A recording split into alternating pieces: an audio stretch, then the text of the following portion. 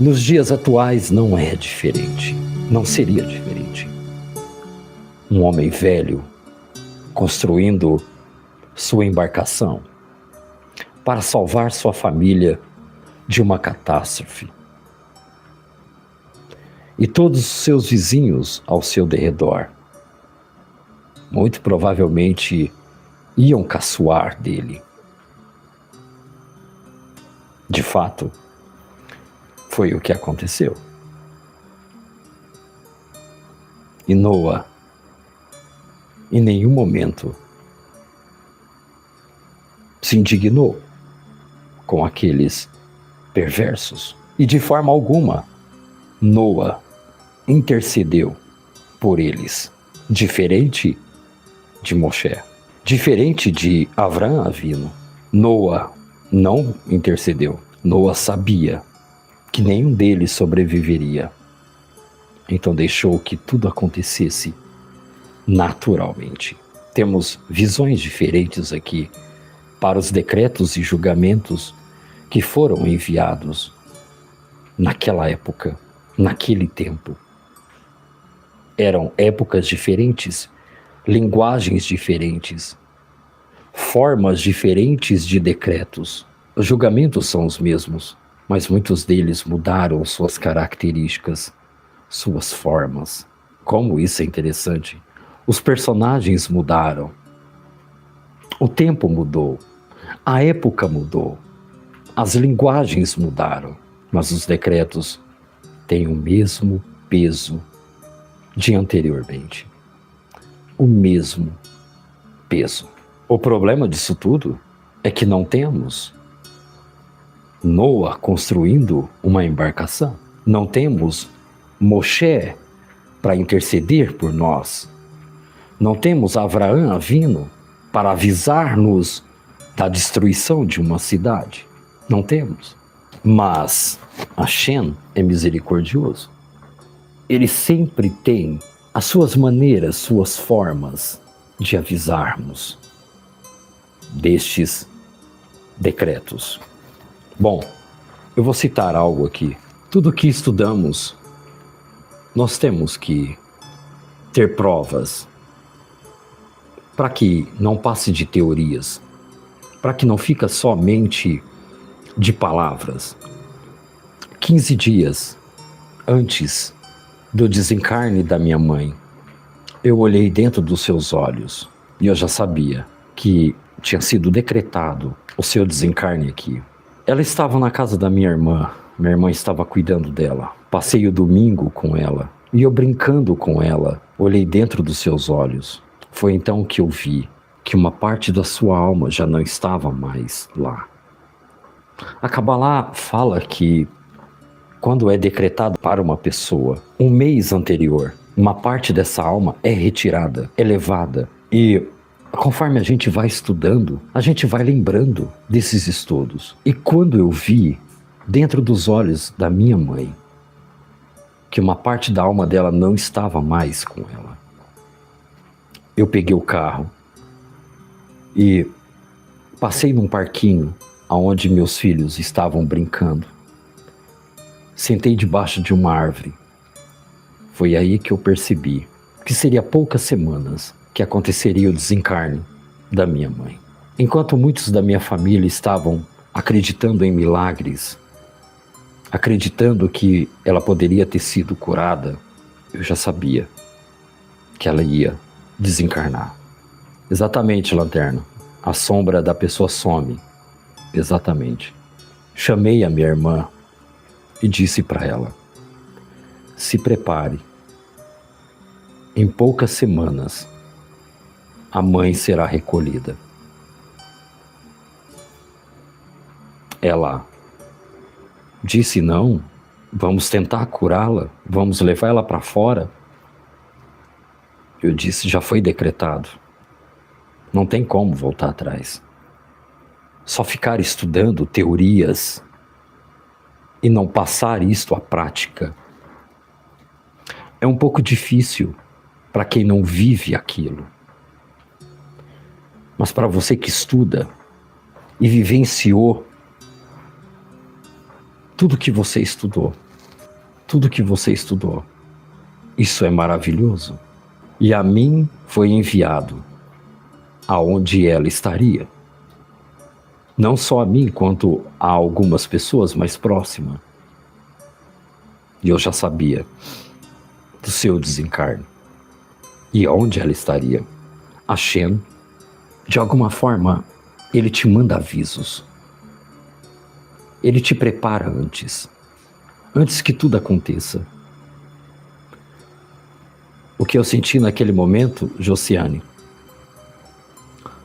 eu senti algo diferente nela. Uma parte dela que fazia com que me aproximasse dela. Era como se algo não estivesse mais ali. O olho dela não tinha mais o brilho da vida. Não tinha mais sombra na luz. Todos esses sinais é observado. Bom, a Shen é misericordioso. Ele envia sinais antes dos decretos. Bom, este foi o aviso de julgamento. Destruirei o homem que criei da face da terra. Ele avisou. Bereshit 6 e 7. No Gênesis 18, 17 ao 33, ele anuncia a destruição de Sodoma e Gomorra. Fica aqui bem claro que antes dos decretos, a humanidade é avisada. Deus não pegará ninguém por inocente. Todos serão avisados. Eu disse, a única parte na Torá que não houve esse aviso breve dos decretos foi no Sinai, quando Zerev e Rav ergueram o bezerro de ouro. Este não teve aviso. Este não teve um tempo de preparo. Isso foi instantâneo. Ou seja, a idolatria aqui, a posição da idolatria no julgamento é algo que não tem tempo. Não há possibilidade de tempo para que a pessoa recua. Foi instantaneamente. Enquanto outros julgamentos houve aviso prévio, onde daria tempo ainda. Exatamente. Os dias de Noa, estamos vivendo nos dias atuais. Os dias de Sodoma e Gomorra, estamos vivendo também nos dias atuais. Muito mais do que vocês imaginam. Bom, o Rabi Yossi, ele cita, pois meus pensamentos não são os seus pensamentos. Ele citou o verso aqui de Yeshayahu 55:8. Hashem não executa julgamentos sobre o mundo antes de declarar. Eles antes do seu aviso, sendo uma, duas ou até 3 vezes, para que ninguém possa censurá-lo, nem se proteger contra ele, nem resistir contra ele. O Criador disse, destruirei o homem que criei da face da terra. Por meio de Noa, ele anunciou essas palavras. Ele alertou o povo várias vezes, mas eles não ouviram. E ele executou o julgamento contra eles. Hakadosh Baruch Hu poderia ter iniciado a chuva a qualquer momento. Ele certamente não precisava esperar por 120 anos necessários para Noa construir a sua embarcação, mas o fez como uma expressão de misericórdia. Hashem agindo com a sua misericórdia dentro dos julgamentos já decretados, agindo com misericórdia. Existe um tempo oportuno para que seja executado os julgamentos após os decretos. Existe um tempo, é o tempo que nós temos entre Rosh Hashanah e Yom Kippur. É o tempo que Hashem nos dá para que possamos praticar atos de bondade, voltar a techuvá, recordarmos de onde saímos, deixar as nossas idolatrias. É o tempo de misericórdia entre Rosh Hashanah e Yom Kippur. É o prazo dos decretos sendo decretados sobre o mundo. É o prazo para que os julgamentos desçam sobre a terra. Porém, a verdade é que Noa poderia ter feito mais. Sabemos que Noé poderia ter feito aquela embarcação para salvar vidas humanas, mas ao contrário, foi a entrada de animais dentro da arca. É claro, aqui eu estou trazendo o tema no nível Pshat. É claro que a Kabbalah tem uma outra explicação, completamente diferente, mas estamos falando aqui de julgamentos que descem aqui em uma força e ela se contrai no grau físico e ela então se transforma em fisicalidade. Ou seja, eu vou explicar. Os decretos descem em uma força restringindo e se contraindo nos outros mundos superiores. Quando esta força chega no grau físico, no mundo de Asiá, ela precisa se transformar em física. Essa energia é transformada em fisicalidade. É por isso que os decretos, eles descem em formas naturais, porque elas se condensam à fisicalidade. É incrível, né? Sendo então utilizada a natureza, como vemos em Sodoma e Gomorra, que foi o fogo, enxofre. Vemos Noa, água, dilúvio. Vemos lá no Sinai, terremoto. A terra se abrindo, ou as placas tectônicas se abrindo. Incrivelmente, os Din, quando descem fisicalidade, ela se transforma, ela se incorpora no físico. Gabriel, são tipo metáforas, mas se você entender, tudo que desce aqui é necessário se revestir de fisicalidade. Como, por exemplo, os 3 malachins que desceram e estiveram jantando com Avraham, eles precisavam de serem transformados em físico. Eles precisavam de ser corpóreos naquele exato momento, para ter um diálogo com Avraham, para poder se alimentarem. Tudo que desce aqui é necessário ter um corpo. Se descesse um dos malachins mais conhecidos do Shammai para esse grau físico, mais poderoso, seria necessário e ter um corpo físico. Lembrando bem, este é o grau da fisicalidade. O que está em cima, tudo que está em cima, seria necessário descer aqui físico, com fisicalidade, com corpo, independente de quem seja, seria necessário um corpo. Vários e vários anjos, malachins, desceram aqui e tiveram corpos, e muitos ainda estão aqui em corpos. Bom, a Kabbalah nos ensina que sobre certas circunstâncias o poder do anjo das trevas aumenta enormemente quando as ações negativas coletivamente acumulam até o ponto crítico. A morte então tem rédea solta. Estamos falando aqui do tipo de julgamento mais severos que temos nos dias atuais. Esse é um ponto crítico também e muito perigoso. A Kabbalah nos exorta, dentro dessas circunstâncias, sobre um anjo negativo, que ele aumenta as suas ações negativas no coletivo. E assim é acumulado essas kelipot, chegando ao ponto crítico aonde o anjo da morte, Mavet, tem a rédea solta. Escute bem, isso é importante. Essa forma que o Zohar nos traz sobre esse julgamento.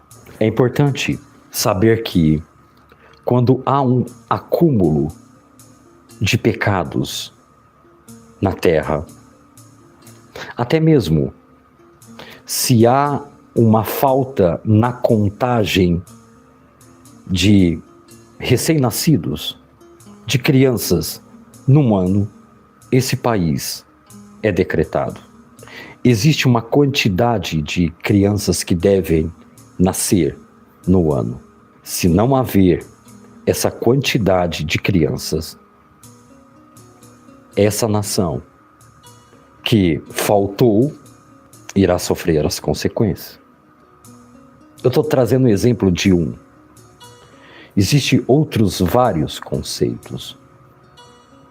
O acúmulo de pecados sexuais, lascívia, perversidade, o acúmulo desses pecados era como se soltasse a rédea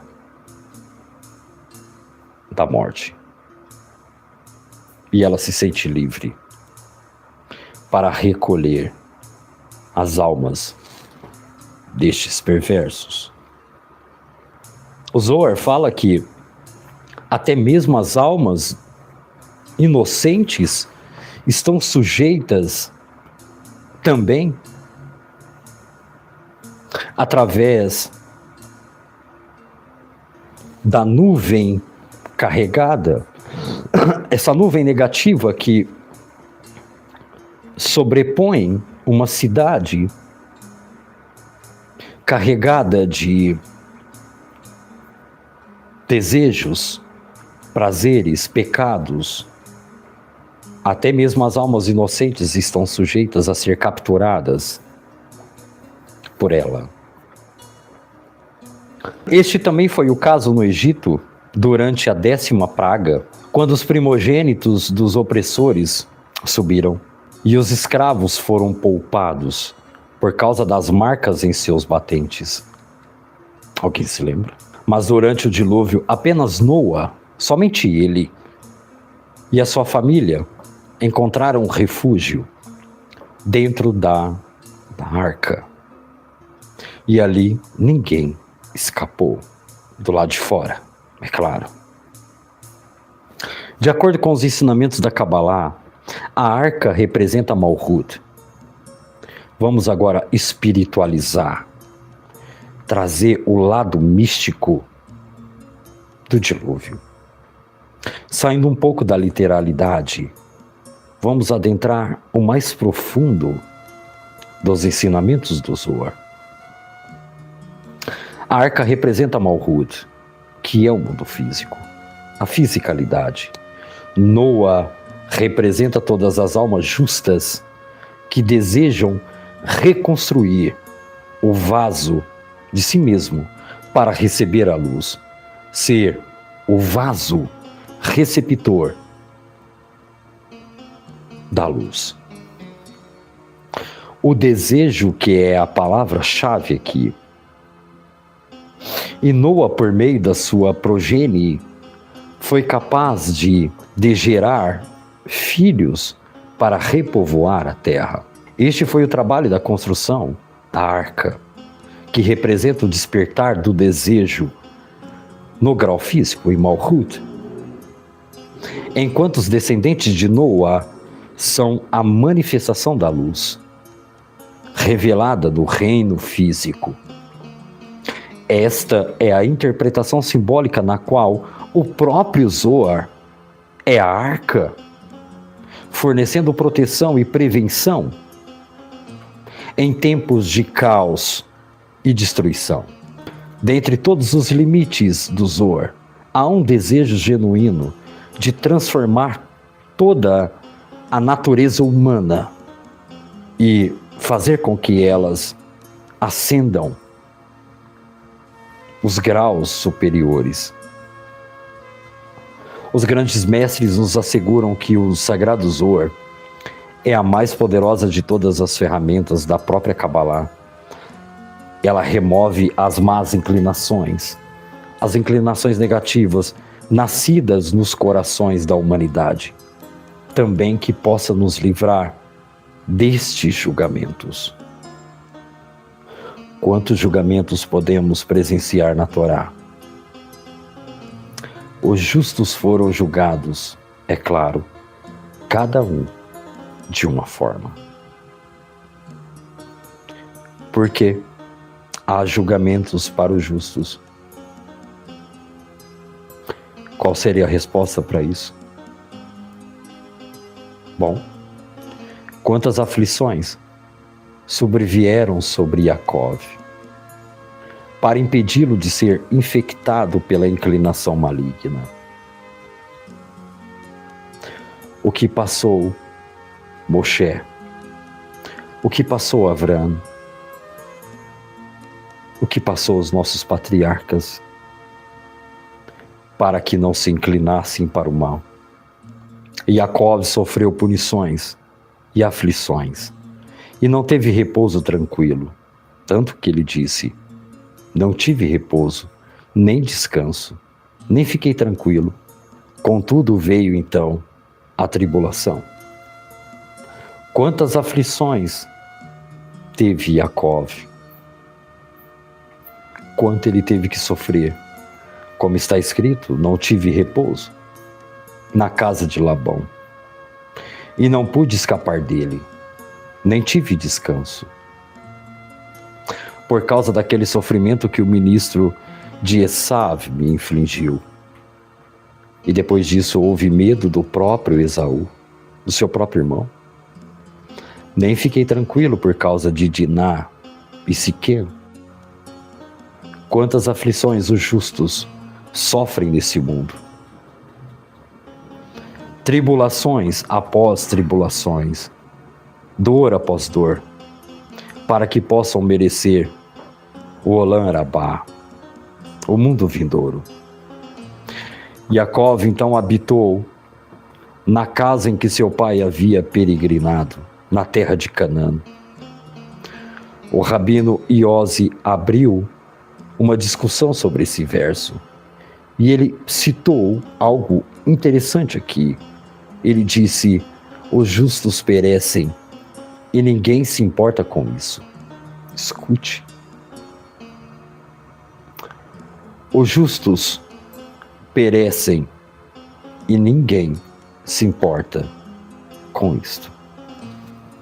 A verdade é que os homens misericordiosos são arrebatados sem que ninguém considere que o justo é arrebatado antes do mal que virá.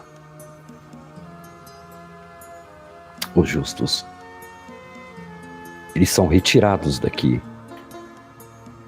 Todos eles serão retirados antes do grande e terrível dia. O profeta Ezequiel, se não me salva a memória, no Passuque 32 e 7 ou 8, alguma coisa, não me recordo muito bem, mas em Ezequiel 37 diz assim, que naqueles dias retirarei todas as montanhas, todas as árvores e arbustos da terra. Retirarei todas as montanhas, árvores e arbustos da terra. Essa é uma expressão importante. As montanhas significam os tzadikim. As árvores significa todos os descendentes deste tzadikim.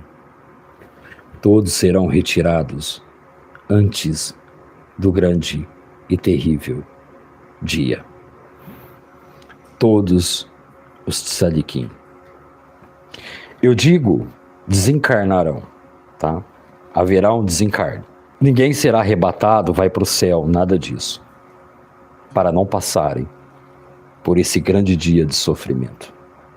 Hashem recolherá todos os justos para não passar por esse grande e terrível dia. Isso pode nos parecer que essa retirada dos justos sejam pela morte. Isso é um decreto mais severo de que qualquer coisa que aconteça também. Nessa passagem, no entanto, o Zohar não está falando da morte aqui de jovens e inocentes. Está trazendo o assunto dos justos que não estarão nesse grande e terrível dia. Enquanto justos habitarem nesse mundo, o juízo final não poderá ser imposto sobre ele. Qual é a origem desse princípio? Eu digo, como está escrito, e ele disse que o destruiria se Moshe, seu escolhido, não tivesse estado diante dele na brecha. Terrelim 106:23. Assim o santo bendito seja ele, tira os justos dentre eles e os eleva deste mundo. Só então ele entrega sua dívida, retribuição aos outros. Como diz a última parte da passagem, os justos são tirados do mal que está por vir. Nos dias de Yosef, o exílio foi evitado, porque Yosef protegeu o seu povo de Israel durante toda a sua vida. Mas quando ele morreu, o exílio imediatamente se abateu sobre eles. Como está escrito, Yosef morreu. Êxodo 1:6. A declaração aqui dos julgamentos. Sim, Renata, haverá sim. Haverá um desencarne coletivo, sim. Na verdade já está ocorrendo, tá? Na verdade já está ocorrendo. Não está sendo comentado nem divulgado, mas já está havendo sim. Talvez não de uma forma estrondosa, mas já está ocorrendo. O julgamento sobre as nações, começando por Israel, terminando nos peixes, nas árvores, nos animais. Bom, aí vem você perguntar para mim, por quê? Os animais são tão bonzinhos? O que o peixe fez de tão negativo? O que o peixe fez? O que o cachorro fez? Todos são levados ao julgamento. Independente qual seja o animal aqui nessa terra. Começando amanhã, ao pôr do sol, terminando no dia de Yom Kippur, aonde os julgamentos são decretados. Há um prazo entre Rosh Hashanah e Yom Kippur. A esse prazo, há um limite de tempo. A Shem está dando tempo. Um animal é irracional. Que julgamento é esse? Gabriel, tem muita coisa sobre os animais que você não sabe. Os animais são irracionais, sim, concordo. Só que tem muita coisa sobre eles que você não sabe. Talvez um dia eu terei o prazer de te contar o que os animais representam nos mundos espirituais. Você vai ficar horrorizado. Por isso são levados ao julgamento também. Todos os seres na terra são levados ao julgamento. Começando por Israel, terminando no mais pequeno animal. Uma grande parte, pessoal, eu vou dar um spoiler, que é assim que vocês falam, né? Tô aprendendo aí com vocês. Uma grande parte desses animais surgiram lá na Torre de Babel. Tá bom? Alguns julgamentos que tiveram lá. Em toda a história, quando a gente lê lá no Gênesis, no Bereshit, quando Hakadosh Baruch Hu fala com Adão, né? Para que Adão desse nome aos animais, não está falando de animais. Não está citando o nome de animais que temos hoje. Tá bom? Os animais que está falando lá são hierarquias de anjos, não tem nada a ver com animais. As pessoas confundem todas as coisas. Animais não foram feitos para ficar com os seres humanos. E humanos não foram feitos para estar com animais. Seres humanos foram feitos para ficar com seres humanos. Animais estão destinados aos animais. Tá bom? Um dia a gente pode estar falando sobre isso. Então, os decretos, tudo foi feito, organizado. Os julgamentos sobre as nações se iniciarão amanhã. Terão término em Yom Kippur. Assim também foi no passado, os nossos antepassados. Os nossos antepassados também passaram por esses julgamentos. Ainda há tempo de você preparar suas velas, a maçã amanhã com mel, para adoçar os seus julgamentos. Depois nós temos um tempo também até Rosh Hashanah, que é em Sukkot, que também é um prazo também, era como se fosse seria como se a Kadosh Baruch Hu estivesse dando mais alguns dias depois, para que essas pessoas voltem a techuvá. Não devemos ter medo dos julgamentos, de forma alguma. O Sr. Luiz postou lá no grupo o que todos devem fazer aí para passar esses dias de Yom Kippur e Rosh Hashanah. Pessoal, agradeço a todos vocês por ter ficado comigo até esse exato momento. Obrigado de coração. Que o Eterno abençoe a todos vocês. Que todos tenham um Rosh Hashanah abençoado. Que o nome de vocês estejam escritos no livro da vida. E que todos tenham decretos doces. Que o Eterno ilumina cada um de vocês. Que tenhamos esses dias agora para refletirmos sobre esse ano que passou e sobre o próximo ano agora que vai se iniciar. Que o Eterno prepare-nos os nossos caminhos. Pode sim, viu, Rosane? Fala com o Sr. Luiz. Eu deixei aqui o link na descrição. A Moriá acabou de colocar aqui, tá? Entra lá, fale com a Moriá, com o Sr. Luiz. Eles vão direcionar você para o grupo ideal para você estudar, tá bom? Com a gente. Lá tem o Sr. Luiz, tem a Moriá, tem a Dona Vera. Tá todo mundo lá. Você pode perguntar para eles, eles vão estar te ajudando. Se precisar de mim também, pode entrar em contato comigo.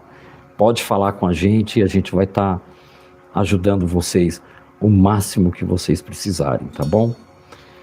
Que o Eterno abençoe a todos vocês. Obrigado a cada um de vocês que estiveram agora. Todos vocês que enviaram o superchat, que ajudaram, que estão ajudando aqui com a Tzedakah. Não esqueçam, pessoal. Não esqueçam. Agora, antes de Yom Kippur, nesse prazo de Rosh Hashanah até Yom Kippur, façam Tzedakah. Nem se for uma moedinha de R$1, pessoal. Tá?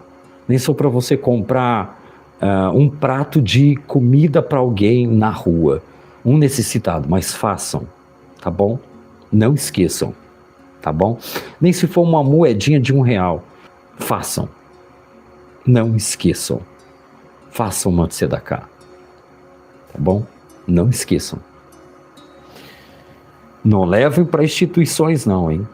Por favor. Tá bom? Dê a um necessitado. A tzedakah salva da morte.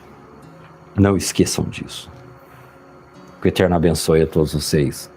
Obrigado a cada um de vocês. Que o Eterno vos abençoe. Uma ótima semana. Shalom a todos. Lehi Traod. Gratidão, Sosmar. Um abraço cordial a todos. Benei Torá. A todos vocês, Sosmar, Josiane. Meu abraço cordial a todos vocês. Obrigado mais uma vez. Baruch, tá? Shen, Loheinu, Meliholam. Asher, Kedushenu, Bits Motav, Vitzivenu. Korra Torá. Amém, amém. Obrigado a todos, pessoal. Shalom. Obrigado. Boa noite. Tudo de bom.